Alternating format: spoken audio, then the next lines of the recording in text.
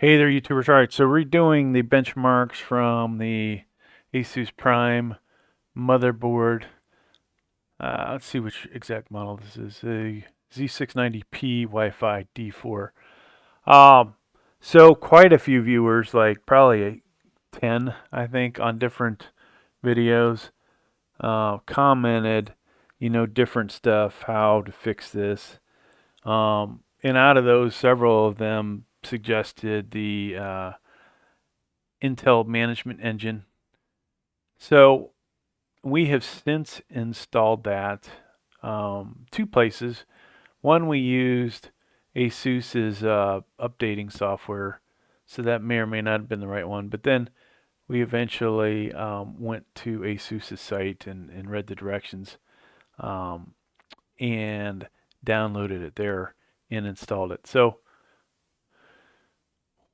we're ready to run the benchmarks again. Now, just a reminder, when I ran this previously, or tried to run it, I could not change quite a few things in here. Power limits were good, but could not make changes down here. You can see I can change it now.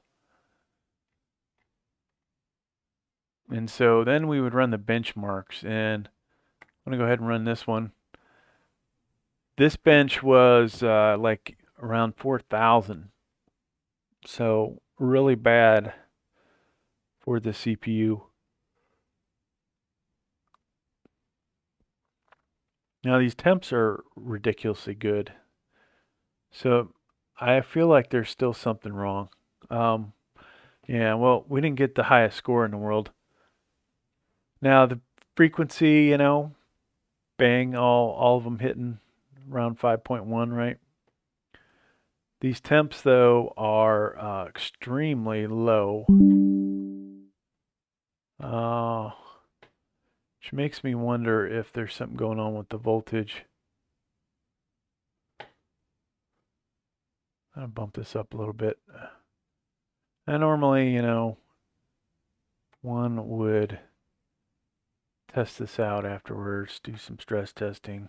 I'm just kind of curious if my temps will get up there. Maybe there's something going on with the voltage on this thing. So temperature only got a pretty much stayed the same, right? Score went up though. I really don't want to mess with this much more, but for the sake of science, and considering I have a crap load of motherboards and CPUs, something happens here, it's not going to kill me, but this may not be something worth doing. All right, so we hit 69 there. This one hit 60, that's 67. And you saw the score went up, so let's try it again.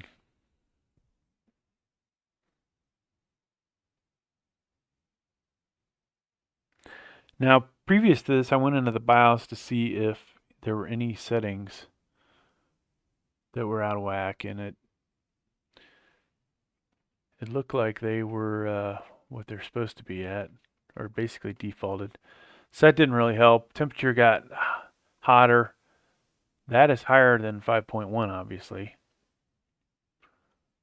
So we'll just drop this back down to where it was. Okay. Now, let's go ahead and, most of you only care about these other benchmarks.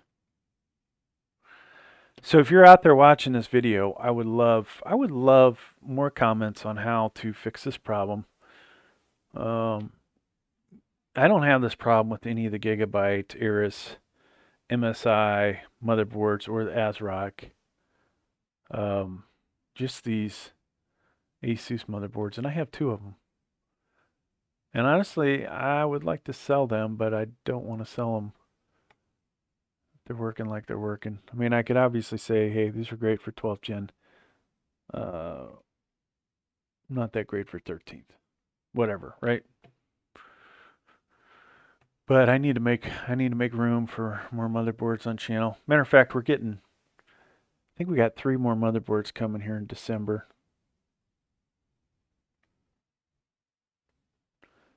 So you can see the score there, 9103. That's not the highest score that I've had with this. I mean, I did overclock it, and we did get considerably higher. 9060. That is comparative. Now, if we go back, I'm going to try this. There's an optimum number in here probably.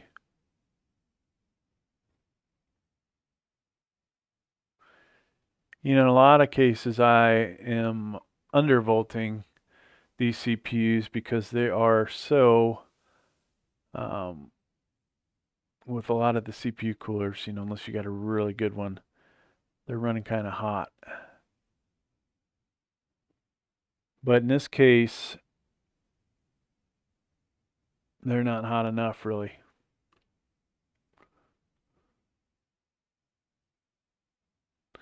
Now, the good thing is I think I could get some ridiculous overclocks on this. Maybe we'll do that in another video.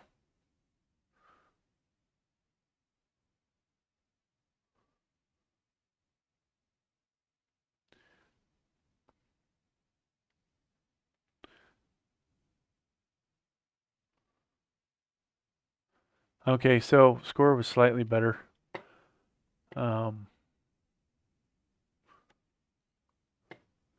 Let's kill that, and it's time for...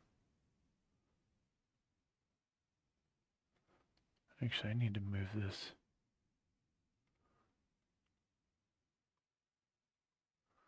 Sorry, folks. I know you guys don't want to watch me do this. All right, so Cinebench R23. Now they're all in the same folder. So in the future, I'm going to get a bunch of the new Intel lock CPUs. We'll go through all these benchmarks again. I haven't decided which ones I'm going to buy.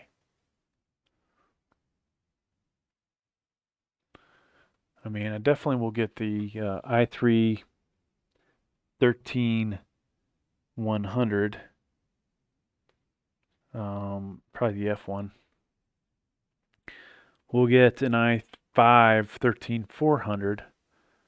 And then I probably won't get the i9 this time around. But we'll probably get an i7. Just so we can compare that to the CPU, right? The i7 13700.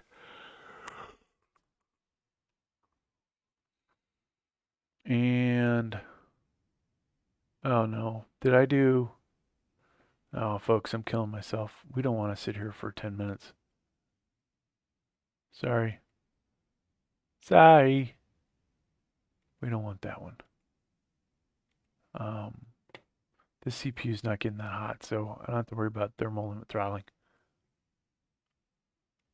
Now, you will see the temp was a little warmer, but still, when you compare this to the other motherboards in the i9, where a lot of times you're in the 90s, and if you got the wrong CPU cooler, you're pinging 100. I didn't let this thing cool off long enough. We'll need to do that again, most likely.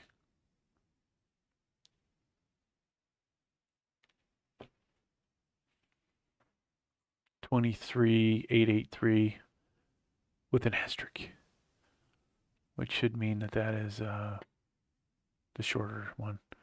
So let me check these temps out. And we're going to run this one and watch this screen next.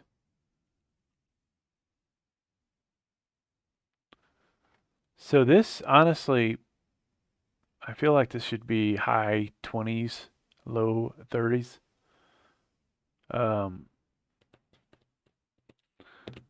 You know, could we have too much CPU paste on there? Could we have not enough?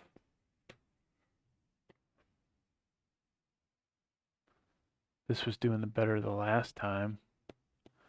So it is kind of odd, right? This thing is running super cool during the bench, but when it's idling, it's warmer than it should be. All right, so let's go ahead and run this.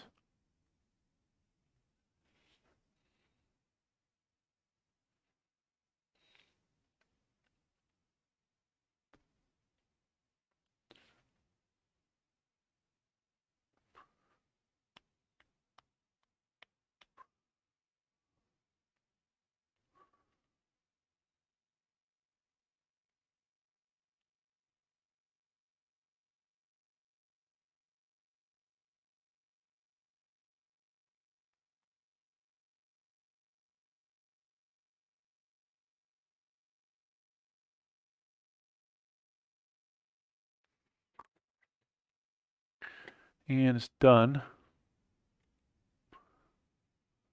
23,899.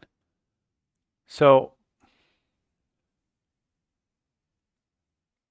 considering these temps are so far off, I'm going to try this.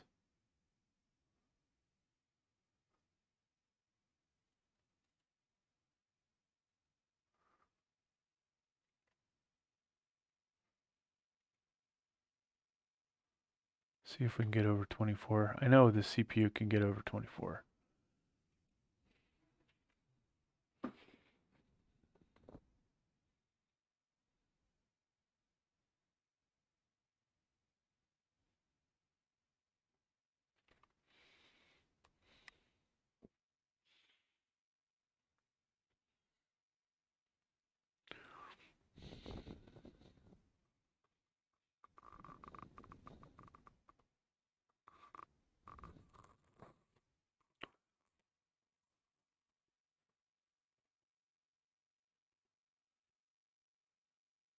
All right, so we did that. And no, we got a little bit higher, right? Because it was 23,889. We did not get there. So there's definitely something going on here. What that is, folks, I do not know. I may figure it out or may not. We may just move on to another motherboard. But I'm really curious what's going on with this one.